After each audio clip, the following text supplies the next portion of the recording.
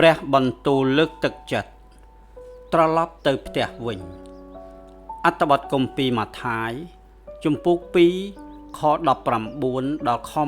20និងខ23លុះហេរ៉ូតបានសុគតរួចហើយនោះទេវតានៃព្រះអម្ចាស់លេចមកពន្យល់សពប្រាប់យូសែបនៅស្រុកអេស៊ីបថាចូលក្រោកឡើងនាំបុត្រតូចនិងមាតាទ្រង់ទៅនៅឯស្រុកអ៊ីស្រាអែលវិញទៅត្បិតអស់ពួកអ្នកដែលរកសម្លាប់បុត្រតូចបានស្លាប់អស់ហើយរួចគាត់តាំងទីលំនៅនៅភូមិណាសារ៉េតខ្ញុំឆ្ងល់ណាស់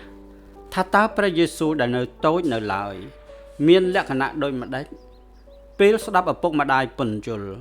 ពីការធ្វើដំណើរត្រឡប់ទៅផ្ទះវិញត្បិតទ្រង់គង់នៅអេស៊ីបតាំងពីវ័យជាទារកដោយចាត់ទុកទីនោះថាជាផ្ទះរួចទៅហើយព្រះអង្គមានប្រជញ្ញមិនដល់2វស្សាផងពេលចាក់ចេញពីបេតលេហឹមតើទ្រង់ចាំអ្វីនៅពេលនោះឬទេ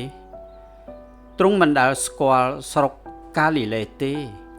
តែរឿងដែលព្រះយេស៊ូវបានដឹងក្នុងនាមជាកុមារនោះគឺការនិយាយភាសាចម្រុះនិងវប្បធម៌ផ្សេងពីគ្នានៅក្នុងគ្រួសារទ្រង់និងការនិយាយភាសាអេស៊ីបពេលលេងជាមួយមិត្តភ័ក្តិនៅទីនោះតែទោះជាយ៉ាងណាក៏ដោយក៏ព្រះជាម្ចាស់ចង់ឲ្យទ្រង់ត្រឡប់ទៅប្រទេសអ៊ីស្រាអែលវិញដែលជាកន្លែងដែលលោកយូសែបនិងនាងម៉ារីត្រូវធ្វើដំណើរចេញទៅនោះជាវិធីដ៏ល្អមួយក្នុងការគិតអំពីជីវិតរបស់ព្រះយេស៊ូវពេលទ្រង់ធំពេញវ័យព្រោះពេលទ្រង់បង្រៀននឹងប្រោសមនុស្សឲ្យជាពីជំងឺព្រះអង្គតែងធ្វើដំណើរពីកន្លែងមួយទៅកន្លែងមួយទ្រង់តែងមានព្រះបន្ទូលថាកូនមនុស្សគ្មានកន្លែងណានឹងកើយក្បាលទេទ្រង់ពិតជាមានព្រះបន្ទូលត្រូវមែនហើយលូកាជំពូក9ខ58ព្រះអង្គតែងតែសម្រាកពេលយប់នៅផ្ទះអ្នកដទៃឬតាមទីសាធារណៈព្រះយេស៊ូវគ្មានផ្ទះសម្រាប់សម្រាកជាប់លាប់ពិតប្រាកដទេរហូតដល់ពេលទ្រង់រងការឈឺចាប់សុគតនិងរស់ពីសុគតឡើងវិញទ្រង់បានធ្វើការអស្ចារ្យដើម្បីឲ្យយើងคล้ายទៅជាកូនប្រុសស្រីរបស់ព្រះជាម្ចាស់ហើយបានទទួលព្រះពរនិងការអត់ទោសបាបពីទ្រង់ឥឡូវនេះព្រះយេស៊ូវបានត្រឡប់ទៅផ្ទះនៃព្រះវរបិតាទ្រង់មុនយើងដើម្បីរៀបចំកន្លែងសម្រាប់យើងសូមមើលយ៉ូហាន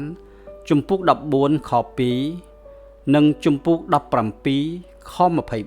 24ព្រះអង្គចង់ឲ្យយើងទៅនៅជាមួយទ្រង់ជារៀងរហូតសូមចូលរួមអធិដ្ឋានជាមួយនឹងយើងខ្ញុំអោព្រះម្ចាស់យេស៊ូវអើយទូលបង្គំសូមអរព្រះគុណទ្រង់ដែលព្រះអង្គបានរៀបចំព្រះដំណាក់របស់ទ្រង់ដើម្បីទទួលទូលបង្គំអាមែនតើកន្លែងណាដែលលោកអ្នករាប់ថាជាផ្ទះតើលោកអ្នកគិតថាការរស់នៅក្នុងព្រះដំណាក់ជាមួយព្រះយេស៊ូវជារៀងរហូតនឹងមានលក្ខណៈដូចម្ដេច